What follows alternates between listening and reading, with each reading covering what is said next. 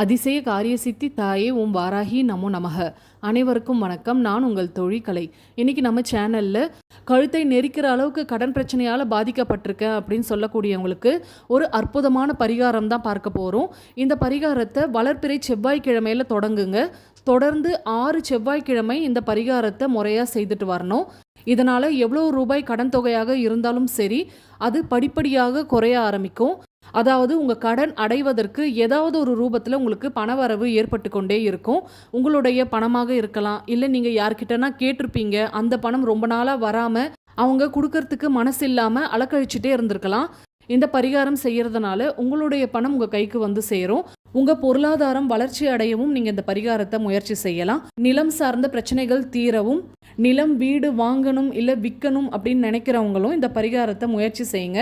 அது மட்டும் இல்லாமல் செவ்வாயால் ஏற்படக்கூடிய தோஷங்கள், அதாவது திருமண தடை, குழந்தை பாக்கியம் ஏற்படுறதுல தடை ஏற்படுது அப்படின்னு சொல்லக்கூடியவங்க கட்டாயம் இந்த பரிகாரம் முயற்சி செய்து பாருங்க. உங்களுக்கு இந்த 6 வாரத்திலேயே நல்ல ஒரு ரிசல்ட்டை கொடுக்கும். பல பேருக்கு சொல்லி நல்ல பலனை கொடுத்த இந்த பரிகாரம் உங்கள் கூட ஷேர் பண்ணிக்கிறதுல ரொம்பவே பெருமைப்படுறேன். இப்போ இந்த பரிகாரம் எப்படி செய்யணும், எந்த நேரத்தில் செய்யணும், இதெல்லாமே நம்ம இந்த பதிவில் தொடர்ச்சியாக பார்க்க ஆரம்பிக்கலாம்.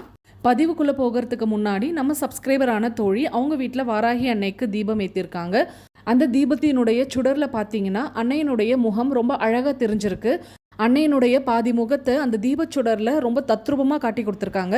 பாருங்க, அன்னையினுடைய கண்களும் வராக முகமும் எவ்வளோ அழகாக தெரியுது அப்படின்னு.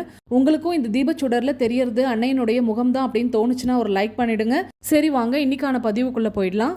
இந்த பரிகாரம் செய்ய 6 வெற்றிலைகள் தேவைப்படும். கிழியாம எந்த ஒரு டேமேஜும் ஆகாம இருக்கிற மாதிரி பார்த்து எடுத்துக்கோங்க.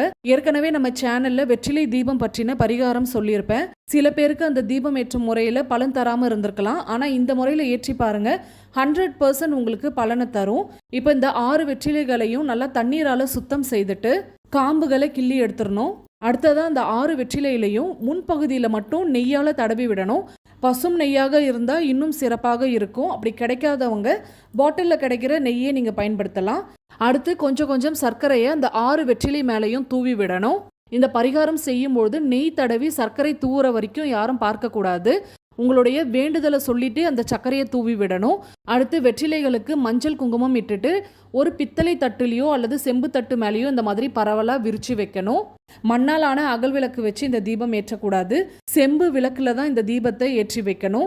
செவ்வாயுடைய ஆதிக்கம் பெற்ற உலோகம்னா அது செம்பு தான். இந்த தீபம் ஏற்றுவதனால செவ்வாயால் ஏற்படக்கூடிய அத்தனை தோஷங்களும் விலகும். அது மட்டும் இல்லாம செவ்வாயுடைய அதிதேவதை முருகப்பெருமான் அப்படின்றதுனால செவ்வாய் அன்று இந்த தீபம் ஏற்றுவது தான் சிறப்பு. இதனால முருகப்பெருமானுடைய அருள் நமக்கு பரிபூர்ணமாக கிடைக்கும். இப்போ அந்த செம்பு விளக்குல கிள்ளி வச்சிருக்க அந்த 6 வெற்றிலையுடைய காம்புகளை போட்டுட்டு நெய் தீபம் தான் ஏற்றணும். அதனால நெய் ஊற்றி 2 பஞ்சு திரிகளை ஒன்றாக இணைத்து போட்டு 6 டைமண்ட் கற்கண்டுகளை சேர்த்துட்டு கடைசியா 1 ரூபாய் நாணயத்தை விளக்குக்குள்ள போடணும். இந்த தீபம் செவ்வாய்க்கிழமை மாலை 6 மணிக்கு தான் ஏற்ற தொடங்கணும். இந்த தீபத்தை முருகப்பெருமானுடைய படத்துக்கு முன்னாடியோ விக்கிரகம் வேலுக்கு முன்னாடியோ இந்த தீபத்தை ஏற்றி வைக்கலாம். தீபம் ஏற்றக்கூடிய அந்த 6 வாரமுமே முருகப்பெருமானுக்கு ஏதாவது ஒரு நெய்வேத்தியம் செய்து வைத்து வழிபடுங்க. தீபம் ஏற்றிய பிறகு உங்களுடைய கோரிக்கைகளை முருகப்பெருமானிடம் மனதார சொல்லுங்க. ஏன்னா செவ்வாயால் ஏற்படக்கூடிய தோஷங்களை முழுமையா விளக்கக்கூடிய தன்மை முருகப்பெருமானுக்கு மட்டும்தான் இருக்கு. ஜாதகத்துல செவ்வாய் சரியில்லை அப்படின்னாலே ஏகப்பட்ட பிரச்சனைகளை வாழ்க்கையில சந்திக்க வேண்டியதா இருக்கும். இதுல இருந்து நாம விடுபடணும் அப்படின்னா முருகப்பெருமான் மனசு வச்சா மட்டும்தான் முடியும். அடுத்து இந்த தீபம் ஏற்றிய பிறகு சொல்ல வேண்டிய மந்திரம் என்ன அப்படின்றத பார்த்துடலாம். 36 முறை கந்தசஷ்டி கவசம் படிக்கணும். பொதுவாக 2லிருந்து 3 முறை நம்மளால் கந்தசஷ்டி கவசம் படிக்க முடியும். ஆனால் 36 முறை கந்தசஷ்டி கவசம் படித்தோம் அப்படின்னா உங்கள் வாழ்க்கையில் இதுவரைக்கும் நீங்கள் பட்ட கஷ்டங்களுக்கு நிச்சயம் தீர்வுகளை கொடுக்கும். அது எப்படி 36 முறை படிக்கிறது அப்படின்னு கேட்டிங்கன்னா, அந்த மாதிரி 36 முறை படிக்க முடிஞ்சவங்க தாராளமாக 36 முறை உட்காந்து படிங்க. பாடலாக கேட்கும்பொழுது அது சாத்தியம். ஆனால் படிக்கணும் அப்படின்னும் பொழுது வேலைக்கு போகிறவங்க இருப்பீங்க, இல்லை வீட்லேயே ஏகப்பட்ட வேலை இருக்குது, எப்படி என்னால் படிக்க முடியும் அப்படின்னு சொல்கிறவங்களுக்கு 36 முறை சாத்தியம் கிடையாது. ஆனால் 36 முறை கந்தசஷ்டி கவசம் படித்த பலன் நமக்கு கிடைக்கணும் அப்படின்னா இப்போ நான் சொல்லக்கூடிய இந்த மந்திரத்தை சொல்லிட்டு ஒரே ஒரு முறை கந்தசஷ்டி கவசம் படிங்க போதும். 36 முறை கந்தசஷ்டி கவசம் படித்த பலனை கொடுக்கும். முருகப்பெருமானுடைய சக்தி வாய்ந்த மந்திரமான சரஹண பவ மந்திரத்தை இப்போ நான் ஸ்க்ரீனில் காட்டிகிட்டு இருக்கேன் பாருங்கள். இதில் இருக்கிற மந்திரத்துக்கு ஒவ்வொரு மந்திரத்துக்குமே ஒவ்வொரு பலன்கள் உண்டு. இதெல்லாம் அச்சரங்கள் அப்படின்னு சொல்லுவாங்க. மொத்தம் 36 அச்சரங்கள் உண்டு. இப்போ நான் ஸ்க்ரீனில் காட்டிகிட்டு இருக்க இந்த அச்சரத்தை 6 முறை உச்சரிக்கணும். இந்த அச்சரத்துக்கு முன்னாடி ஒரே ஒரு மந்திரத்தை நீங்கள் சேர்த்து உச்சரிக்கும் பொழுது 36 முறை கந்தசஷ்டி கவசம் படித்ததற்கான பலன் கொடுக்கும். சரஹண பவ அச்சரத்துக்கு முன்னாடி ஓம் அப்படின்ற மந்திரத்தை சொல்லி தொடங்கணும். அடுத்ததா ரஹண பவச அச்சரத்துக்கு ரீம் அப்படின்னு சொல்லி தொடங்கணும். இந்த மாதிரி ஒவ்வொரு மந்திரத்தினுடைய அச்சரங்களை வரிசையாக சொல்லணும்.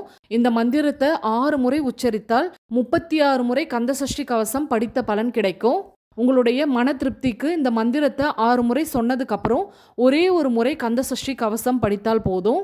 எவ்வளவு சங்கடங்களை நீங்கள் உங்கள் வாழ்க்கையில் அனுபவிச்சுட்டு இருந்தாலும் அத்தனையும் தீரும். தொடர்ந்து 6 வாரம் தீபம் ஏற்றி இந்த மந்திரத்தை சொல்லிட்டு வாங்க. கட்டாயம் உங்கள் வாழ்க்கையில் பெரிய மாற்றங்கள் ஏற்படும். இன்னைக்கான பதிவு உங்களுக்கு பயனுள்ளதாக இருந்திருக்கும் அப்படின்னு நம்புகிறேன். பயனுள்ளதாக இருந்திருந்தால் ஒரு லைக் பண்ணிவிட்டு அப்படியே உங்கள் ஃப்ரெண்ட்ஸ் அண்ட் ஃபேமிலிக்கும் இந்த வீடியோவை ஷேர் பண்ணி விடுங்க. மறக்காமல் சப்ஸ்கிரைப் பண்ணிவிட்டு பக்கத்தில் இருக்க பெல் சிம்பலையும் கிளிக் பண்ணிவிட்டு அதில் ஆள்னு கொடுங்க. மீண்டும் அடுத்த பதிவில் சந்திப்போம். அதுவரை நன்றி, வணக்கம்.